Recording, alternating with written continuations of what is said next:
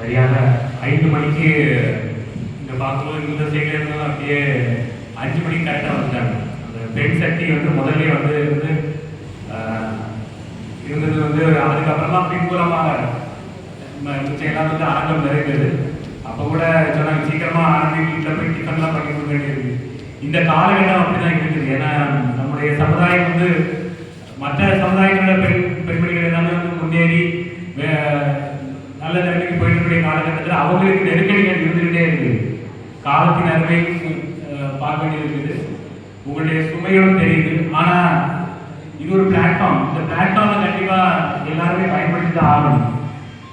குறிப்பாக இந்த கூட்டம் இது வந்து முடிவுரை நன்றியுரையாகவே வச்சுக்கிறாங்க. ஏன்னா நன்றியுரை எடுத்தது யாரும் பேசணுமான்னு தெரியல. ஸோ இருந்தாலும் என்னுடைய மனதில் இது வந்து நன்றியுரையாக தான் இருக்குது. முதல்ல வந்து இந்த நாஞ்சில் மக்கள் முன்னேற்ற கழகம் அப்படிங்கிற அந்த பெயர்ல இருக்க கழகம் அப்படிங்கிற பெயரை பற்றி நிறைய கருத்துக்கள். இதனுடைய பின்புலம் என்ன? எப்பவுமே ஒரு இயக்கம் வந்தால் நாம எல்லாருமே, நான் உட்பட, இதனுடைய பேக்ரவுண்ட் என்ன? ஏதோ ஒரு வந்து இன்டெரக்டா ஓட்ட சிதறடிப்பதற்காக பயன்படுத்துகிறாங்களா? எந்த ஒரு கட்சி வந்தாலுமே வரும். அதே மாதிரியான சிந்தனை நாஞ்சில் மக்கள் முன்னேற்ற கழகம் அப்படிங்கிற பெயரை சொல்லி கழகம் என்று பெயர் சொன்ன உடனே கழகம்ங்கிற வார்த்தையை தவிர்க்க சொல்லி கேட்டாங்க. அது எந்த கழகம் நாயகம் சொல்ல வேண்டும், அந்த கழகத்தினுடைய விசுவாசிகள் சொன்னாங்க. கழகம் என்பது ஒரு அழகான தமிழ் சொல். அதை தாண்டி அதை பற்றி சிந்திக்க வேண்டிய அவசியம் இல்லை. கழகம் எந்த ஒரு கட்சிக்குமான அங்கீகாரம் அவர்கள் மட்டுமே பயன்படுத்த வேண்டும் என்கின்ற சிந்தனை இருந்தால் அதை முதலில் அடித்து நொறுக்க வேண்டும் என்கின்ற சிந்தனையோடு தான் இதுவும் ஒரு நாள்ல ஒரு 2 பேர் இருந்து எடுத்த கூட்டம் அல்ல. முதல்ல வந்து ஒரு ஜூன் மாசத்துல ஒரு கூட்டம் போட்டு அதுல ஒவ்வொரு ஊர்ல இருந்தும் இருக்கின்றவர்களுக்கும் என்னுடைய எண்ணில் இருந்தோ அல்லது யாராவது அதில் இருந்த விசுவாசிகள் சமுதாயத்தை முன்னேற்ற வேண்டும் என்கின்ற உணர்வோடு இருக்கின்ற தானே ஐயா அவர்களோ இல்லைன்னா பெருமாள் அண்ணனோ இல்லைன்னா இங்கே இருக்கின்ற செல்வம் அண்ணனோ எல்லாரும் பேர் விடுபட்டிருந்தாலும் அவர்கள் எல்லோருமே சசி அண்ணனோ யாரோ ஒரு நாள் வந்து என்னன்னா அதுக்காக வந்து ஊந்துதல் சொல்லி ஒரு 34 பேர் சந்தித்தோம். அந்த 34 பேர் சந்திப்புல என்னன்னா எல்லாருக்குள்ளேயுமே சமமாக இருந்தது. என்னன்னா மனதில் இருந்த பாதிப்பு. என்ன பாதிப்பு? நாம் இங்கே நம்முடைய உரிமைகளை இழந்துதான் இருக்கின்றோம் என்பதை நாம் நம்முடைய கோயில் ட்ரஸ்டிகளாக இருந்தாலும் சரி, நம்முடைய சமுதாயத்தில் இருந்து அரசியல் கட்சிகள் வெவ்வேறு அரசியல் கட்சிகள் இருந்தாலும் கூட அவர்கள் எல்லோரும் உணர்ந்து ஓங்கி ஒழித்த ஒரு குரல் என்னவென்றால் நாம் உரிமையை இழந்து நிற்கின்றோம். ஒரு மௌனமான புலம்பெயர்தல் நடந்து கொண்டே இருக்கின்றது. ஒரு மௌனமான புலம்பெயர்தல் நம்முடைய சமுதாயத்தில் நடந்து கொண்டே இருக்கின்றது என்பதை ஒவ்வொரு ஊரும் சொல்லும். கடிக்கரை எடுத்துட்டா கூட அரசாங்க வேலைகள் அன்னைக்கு பாத்தீங்கன்னா ஒவ்வொருத்தரும் தாசில்தாரா இருந்திருப்பாங்க. மாமா தாசில்தார், பெரியப்பா தாசில்தார், சின்னப்பா தாசில்தார். கடுக்கிற ஊர்ல இருக்கக்கூடிய யாராவது ஒரு தாசில்தாரா இருந்தா மாமா அப்படின்னு உரிமையாக போய் கேட்கின்ற நிலைமை இருந்தது. ஆனா இன்று அந்த கலெக்டர் ஆபீஸுக்குள்ள போய் நாம பார்த்தால் நமக்கு நாதி இல்லை. இதுதான் உண்மைகள். அப்படின்னா என்ன? மௌனமான ஒரு புலம்பெயர்தல் என்றால் என்ன? தன்னுடைய பிறந்த ஊரை விட்டு, தன்னுடைய வீட்டை விட்டு, தான் படித்த பள்ளிக்கூடங்களை விட்டு, தன் மரங்களை விட்டு, தான் வளர்த்த கதிர்களை விட்டு எல்லாவற்றையும் இழந்து விட்டு அந்நிய நாடுகளே போய் உழைக்கின்றானே, அதுதானே புலம்பெயர்தல். இலங்கை அகதிகளை சொல்வாங்க. ஈழ தமிழகத்தில் இருந்து பிரிந்து போனவர்களை புலம்பெயர்ந்தார்கள் என்று அவர்களுக்காக பரிதாபமாக உலகமே அழிகிறது. நாமும் இப்பொழுது ஒரு மௌனமான புலம்பெயர்தல் தான் இருக்கின்றோம் என்பதை நாம் உணர்கிறோமா என்று எனக்கு தெரியவில்லை. ஏன்னா ஒவ்வொரு வீட்லையும் எடுத்து பார்த்தீங்கன்னா ஒன்று அமெரிக்காவில் இருப்பாங்க, இல்லைன்னா சவுதியில் இருப்பாங்க, எங்கேயோ ஒரு இடத்துல இருந்து கஷ்டப்பட்டு இருப்பாங்க. உழைத்து அவர்கள் கொடுக்கின்ற பணம் தான் இன்னைக்கு நமக்கான வரமா இருக்குது. அதனால தான் நாம் வந்து கொடை எடுக்கின்றோம். ஒவ்வொரு ஊர்லையும் ஒவ்வொரு குடும்பத்திலையும் ஒவ்வொரு கோயிலையும் நம்ம வந்து கொடை கிடைக்கின்றோம். அவருடைய உழைப்பு தான். ஏன் அவங்க இங்கேயே இருந்து நமக்கான அரசியல் உரிமைகள் அவர்களுக்கு கொடுக்கப்பட்டிருந்தால் அவர்களும் தெரிந்தே நடத்தலாம. அவங்க அங்க இருந்து ஒரு ஃபேஸ்புக்லயோ ஒரு போட்டோவையோ ஒரு வீடியோவையோ பார்த்துட்டு தான் அங்க இருக்காங்க. அவங்க பணத்தை கொடுத்துட்டு இருக்காங்க. அது அவர்களுடைய பக்தியும் அவர்களுடைய ஊருக்கு மேல் இருக்கின்ற ஒரு அன்பு. இது வந்து நான் கடுக்கரையில பார்க்கக்கூடிய ஒரு ஸ்டாட்டிஸ்டிக்ஸ் எடுத்து பார்த்ததுல எனக்கு தெரியுது. என்னுடைய அத்தானோ, என்னுடைய அண்ணனோ, என்னுடைய தங்கையோ, என்னுடைய மாமனோ யாருமே இங்க இல்லை. இப்போ எல்லாம் இடம்பெயர்ந்து போயிட்டாங்க. எனக்கு இங்கே இருந்து அடிபட்டு வேலை இல்லாமல் சின்னாபின்னமாகின பல அத்தான்மார்களை இங்கே நான் சந்தித்திருக்கிறேன். அவர்கள் உயிரை இழந்திருக்கிறார்கள். போதையிலும் உயிரை இழந்தார்கள். ஒட்டுமொத்தமாக இந்த சமுதாயத்தில் அவர்களுக்கு கிடைக்காத அங்கீகாரத்தின் மூலமாக அவர்கள் உயிரிழந்தார்கள். இது எனக்குள்ள உங்கள் ஒவ்வொருவருக்கும் நடந்திருக்கும். அதனுடைய பிரதிநிதியாகத்தான் நான் சொல்றேன். வேலை வாய்ப்புகள் நமக்கு உரிமை இல்லை. அப்போ இதுதான் நம்மளுடைய பின்புலமே தவிர நமக்கு வேறு எந்த பின்புலமும் இல்லை. இது ஒன்றுதான். நாஞ்சில் மக்கள் முன்னேற்ற கழகத்தை யார் இயக்குகிறார்கள்? இயக்குகின்றவர்கள் நீங்கள் தான். அதனால மக்களை நோக்கி நாங்கள் வந்திருக்கின்றோம். அந்த முதல்ல கட்சி பேர 2வது மீட்டிங்ல நாஞ்சில் மக்கள் முன்னேற்ற கழகங்கிற பெயரை உறுதிப்படுத்தணும். உறுதிப்படுத்திய உடனே என்னன்னா மக்கள் முன்னேற்ற கழகம் சொல்லிட்டு நாம வந்து என்ன பண்ணக்கூடாது, வெறுமனையில் நாங்க ஒரு நாகூரில் ஒரு ஆபீஸ் வச்சுக்கோ எல்லாரும் வாங்க அப்படின்னு சொல்லக்கூடாது. மக்களை நோக்கி நாம் போக வேண்டும் அப்படிங்கிற உறுதியான கருத்து. இது ஒரு தனிப்பட்ட நம்மளுடைய கருத்து அல்ல. ஒட்டுமொத்தமான ஒரு 34 ஊர்ல இருந்து வந்திருந்த அனைத்து ட்ரஸ்டிகளுடைய ஒரு கருத்தாக அது அமைந்திருந்தது. அதைத்தான் ஏற்றுக்கொண்டு அழகான ஒரு பெயரை வைத்தோம். அதில் இருக்கின்ற கலப்பை நம்முடைய சமுதாயத்தின் அடையாளம். நாஞ்சில் என்றாலே கலப்பை என்பார்கள். அதைத்தான் அதில் வைத்திருக்கிறோம். இன்னும் மக்களுடைய கருத்தை கேட்கிறோம். எப்படி எல்லா ஊர்லயும் போய் ஆர்கனைஸ் பண்ணி இன்னைக்கு இந்த அரங்கம் நிறைந்திருந்தது. ஆனாலும் கண்டிப்பா எனக்கு தெரியும், இன்னும் நம்ம தொடர்ந்து டீப்பா உள்ள போயிருந்தா இந்த அரங்கம் காணாது. கதிர்கரையில் ஒரு கூட்டத்தை நடத்துவதற்கு இந்த அரங்கம் காணாது. இது ஒரு தரப்பு தான். அப்ப இது வெற்றி இல்லையா? வெற்றி தான் கண்டிப்பா. இங்க இருக்கின்ற ஒவ்வொருவரும், இப்போ இங்க இருக்கின்ற ஒவ்வொருவருமே இந்த கட்சியினுடைய விளம்பர தூதராக, இந்த கட்சின்னு சொல்லிட்டு கழகம் சொல்லுவோம். கழகம்னா என்ன? நிறைய அமைப்புகள் இருக்குது.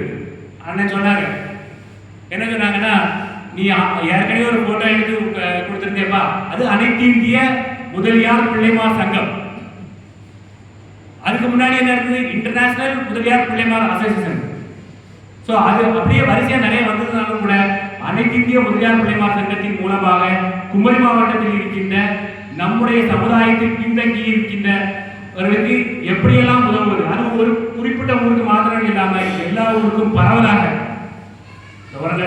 அண்ணனுக்கு கிளியரா தெரியும். அந்த ஊர்ல என்ன யாருக்கு என்ன பாதிப்பு வந்தாலும் அதை அவங்க தான் கவனமா பார்த்து எல்லாருக்கும் பரப்பி அவர்களுக்கான அந்த உதவியை பெற்று தருகிறார்கள். அப்படிப்பட்ட செயல் வீரர்கள் எல்லோருமே எங்கே இருக்கோம்னா, அழகா சொன்ன கட்சியில உள்ள நிலைமை நம்முடைய சமுதாயத்தில் இருக்கக்கூடியவங்களை பயன்படுத்திக்கிறாங்க. ஆனால் பொறுப்பு என்று வரும்போதோ, இல்லைன்னா ஒரு மாவட்ட செயலாளர் வரும்போதோ, இல்லைன்னா ஒரு எம்எல்ஏ கேண்டிடேட் வரும்போதோ கூட அதுல பரிசீலனையில் நாம் வருகிறோமா என்று கேட்டால் இல்லை. நீங்கள் வெறும் ஊறுகாயாக தான் பயன்படுத்தப்பட்டுக் கொண்டிருக்கிறீர்கள். நாம் என்ன செய்ய வேண்டும் என்பதை நாம் தான் தீர்மானிக்கப் போகிறோம். மக்களாகி நீங்கள் தான் தீர்மானிக்கப் போகிறீர்கள். இன்னைக்கு நீங்க வந்து என்னன்னா இந்த களத்தில் வந்து நீங்க இந்த ஞாயிற்றுக்கிழமையே வந்து பயனுள்ளதாக கழித்திருக்கிறீர்கள் என்றதை நீங்க மகிழ்ச்சியாக சொல்லுங்க. உங்களுடைய பிள்ளைகளிடம் சொல்லுங்கள். இப்ப போன கேட்பாங்க, என்ன இவ்வளவு நேரம் ஆயிடுச்சு டிபெண்ட் பண்ணல. இன்னைக்கு ஒரு சமுதாயத்தினுடைய ஒரு போராட்டத்தினுடைய முன்னெடுப்பாக நாங்கள் போர்க்களத்திற்கு வந்திருக்கின்றோம். அந்த மாதிரி ஒரு போர்க்களத்திற்குள் இருந்து நாம் வந்தால்தான் நாம் வெற்றியை பெற முடியும். என்னன்னா அதாவது இப்ப அடுத்த கட்டம் ஓகே, அரசியல் பின்புலம் யாரை நாம் ஆதரிக்க போகிறோம்? எல்லாமே நாம் தான். நம்முடைய சமுதாயத்தை காப்பாற்றுவதற்கு எந்த கட்சி தயாராக இருக்கின்றது? இதுவரைக்கும் இல்லை. உண்மையாக சொல்ல போனால் எல்லா கழகங்களும் ஒன்றுதான் என்பதுதான் உண்மை. நம் கழகம் தான் நமக்கான கழகமாக இருக்க வேண்டும். அதுல எல்லா சங்கங்களும் சங்கமிக்கட்டும். கடிக்கரையில் நாங்கள் ஒரு சங்கம் வச்சிருக்கோம். அந்த சங்கத்தில் நாங்கள் வந்து நிறைய உதவிகள் நல்லது, வாழ்த்துக்கள். அதில் அதிலும் நாம் என்ன பண்ணலாம்? கண்டிப்பாக நம்ம வந்து பங்கு பெறலாம்.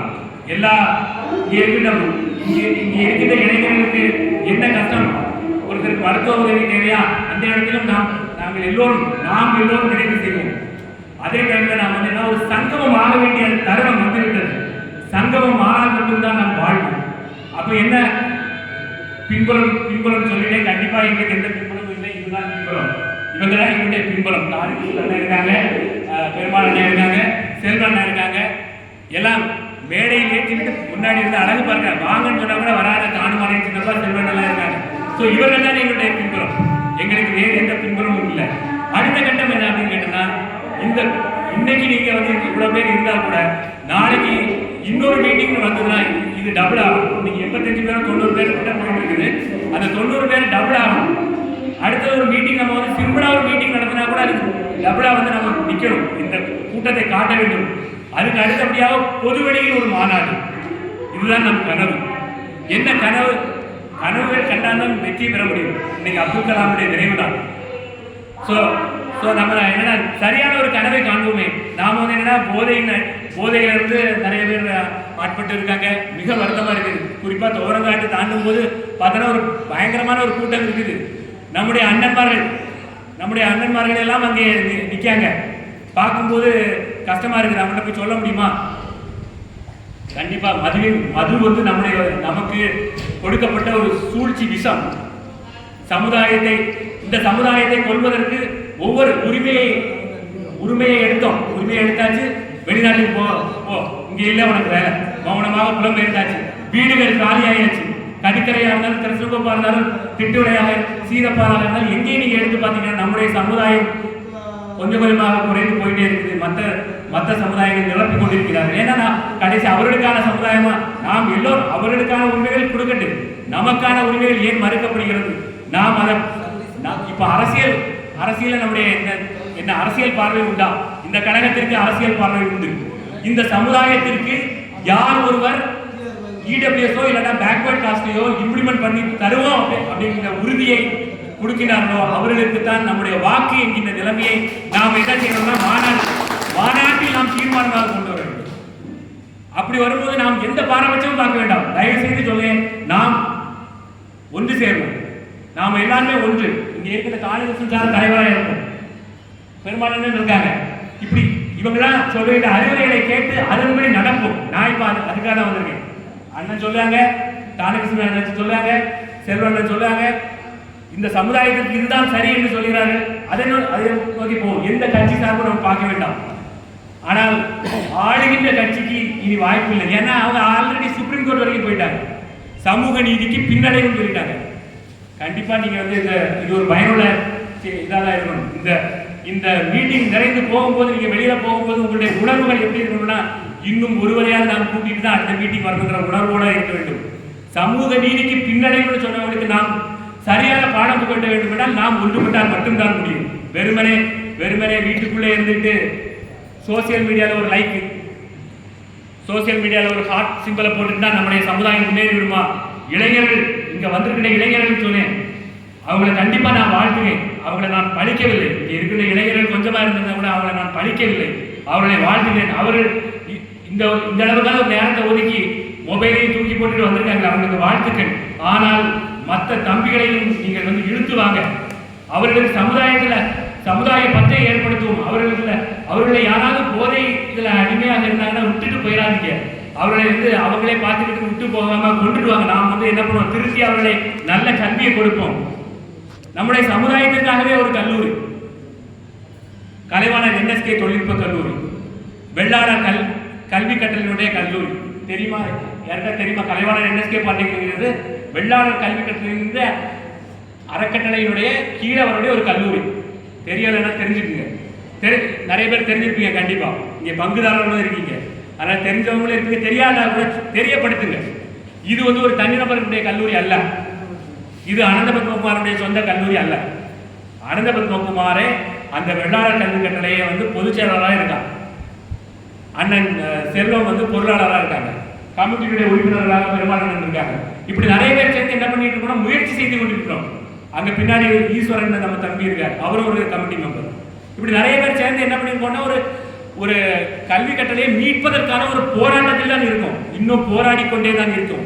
அப்போ நம்ம என்ன செய்யணும், நம்முடைய சமுதாயத்தை சார்ந்த கல்லூரி, இது தனிநபருடைய கல்லூரி இல்லை. குறிப்பா சொல்ல இது என்னுடைய இதுல அட்மிஷன் ஃபுல் ஆயிடுச்சுன்னா அனந்தபத்மகுமாரனுடைய பாக்கெட் நம்ம கண்டிப்பாக சமுதாய கல்லூரியுடைய வேலை பார்க்கக்கூடிய சம்பளம் அவருடைய பாக்கெட் தான் நிறைய போகுது. அப்படிப்பட்ட ஒரு கல்லூரி, அதுலேயும் 200% வேலை வாய்ப்பு. இன்னும் 200% ஒரே பையனுக்கு 2 அல்லது 3 ஆஃபர் கொடுக்கக்கூடிய அளவுக்கு நமக்கான முன்னாள் மாணவர்கள் இருக்காங்க. அப்படிப்பட்ட ஒரு கல்லூரி இருக்கு. அந்த கல்லூரிக்கும் ஒரு பொறுப்பாளராக நான் பேசுகிறேன். ஸோ மொத்தத்தில் இந்த கல்லூரியையும் நீங்கள் தான் காக்க வேண்டும், நம் சமுதாயத்தை காக்க வேண்டும். நாம் எல்லோரும் ஒன்றுபட்டு தான் ஆக வேண்டும். நாம் ஒரு தேதி குறிப்போம். அந்த தேதி குறிக்கும் போது யாரும் இருக்கக்கூடிய எல்லாருமே ஊர்ல இருக்கக்கூடிய கூட கூப்பிட்டு சென்னையில இருந்தா கூட அந்த ஒரு நாள் வந்திருப்பா, அதுக்கு வசதியான ஒரு டேட்டா கூட நம்ம வைப்போம். அது ஞாயிற்றுக்கிழமை வைப்பதா எப்போ வைப்பது என்பதெல்லாம் ஒருங்கிணைப்பு குழு முடிவெடுக்கும். ஒருங்கிணைப்பு குழுல ஒவ்வொரு ஊர்ல இருந்து உள்ளவங்களும் சேரட்டு ஒரு கடுக்கரைன்னு ஒன்று வந்ததுன்னா அந்த கடுக்கரையில் ஒரு தலைவர், அதுக்கு கீழே ஒரு 4 பேர் அப்படிங்கிற மாதிரி காணிச்சு சொன்னாங்க. அதன் வழி நடந்து நாம் வந்து கடுக்கரையினுடைய ஸ்ட்ரென்த்தை காட்டும். நம்ம கடுக்கரையானாலும் சரி, காடக்குடியானாலும் சரி, எல்லாருமே சமுதாயத்தினுடைய பிரதிநிதிகள். அங்கே வந்து ஒரு 65 பேர் வந்திருந்தாங்கன்னா இன்னைக்கு ஒரு 95 பேர்கிட்ட வந்துட்டோம். ஸோ இதை வந்து என்னன்னா போட்டின்னு நினைக்க வேண்டாம். இன்னும் அடுத்தடுத்த ஊர்களுக்கும் கூட கண்டிப்பாக வர முடியாதவங்க எல்லாருமே வாங்க. அடுத்த ஊர் என்னங்கிறத நம்முடைய சோசியல் மீடியா வாட்ஸ்அப் குரூப்லையும் மற்றவங்களுக்கு எல்லாருக்குமே செய்தி பரவக்கூடிய அளவுக்கான ஒரு இதை நான் கொண்டு வரோம். அடுத்தடுத்து தொடர்ந்து விடா இதை இந்த வாரம் முடிச்சாச்சு, நீ அடுத்த மாதம் பார்த்துக்கலாம். இல்லை, இனிமேல் நாம் ஓய்ந்திருந்தால் நாம் அழிந்து போவோம். அதனால கண்டிப்பாக என்னன்னா அடுத்த வாரம் ஒரு மீட்டிங் இருக்குது. அந்த இடம் எல்லாமே தீர்மானிக்கப்பட்டு வரும் பொழுது முடிந்த அளவுக்கு வாங்க, வந்து எழுச்சியை ஏற்படுத்துங்க. இன்னைக்கு வந்திருக்கக்கூடிய அந்த எழுச்சி, இந்த அரங்கம் நிறைந்திருந்தது. கொஞ்சம் பேர் வெளியில போயிட்டாங்க. ஏன்னா அவர்களுக்கு எதுக்காக வந்திருக்கோங்கிறதே முதல்ல தெரியல. ஏன்னா சசியனை கூப்பிட்டாங்க வந்தேன், இல்லாட்டா நம்ம ஐயப்பனை கூப்பிட்டாங்க வந்தேன். சரி, அவனை நாளைக்கு பார்க்கணுமே, அவன் தான் எனக்கு எல்லா உதவிகளும் செஞ்சுக்கிட்டு இருக்கான், அவனை நாளைக்கு பார்க்கணும், அதுக்காக நீங்க வந்திருக்கீங்கன்னு தெரியும். ஆனால் அவர்கள் அதை அறிந்திருக்கிறார்கள். இந்த கூட்டம் எதற்காக, எவ்வளவு முக்கியமானது. வெறுமனே பேசி அப்படியே விட்டுட்டு போயிட்டு ஒரு வருஷம் கழிச்சு ஆண்டு விழா நடத்துவதற்காக ஆரம்பிக்கப்பட்டதல்ல. உங்களுக்குள்ளேயே ஊற வேண்டும். இன்னும் பல்லாண்டு இந்த கழகம் வாழ வேண்டும் என்று கூறி நன்றியுடன் விடைபெறுகிறேன்.